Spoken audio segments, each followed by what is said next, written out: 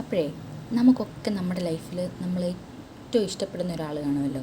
ചിലപ്പോൾ അത് best friend ആയിരിക്കാം, അല്ലെന്നുണ്ടെങ്കിൽ ലവേഴ്സ് ആയിരിക്കാം, ഇല്ലെന്നുണ്ടെങ്കിൽ നമ്മുടെ അമ്മയോ അച്ഛനോ സിബ്ലിങ്സോ വേറെ ആരെങ്കിലും കസിൻസോ അങ്ങനെ ആരെങ്കിലുമൊക്കെ ആയിരിക്കാം. അപ്പം നമുക്ക് അങ്ങനെ ഒരാൾക്ക് കൊടുക്കാൻ പറ്റിയ ഗിഫ്റ്റാണ്, ഗിഫ്റ്റ് ഐഡിയയാണ്, ക്യൂട്ടായിട്ടുള്ളൊരു ഗിഫ്റ്റ് ഐഡിയയാണ് നമ്മളിന്നിവിടെ ചെയ്യുന്നത്. അപ്പോൾ ഒരു പേപ്പറിലോട്ട് ഇതുപോലെ 2 ബീൻസ് വരച്ച് അത് കളർ ചെയ്ത് കട്ട് ചെയ്തെടുക്കണം.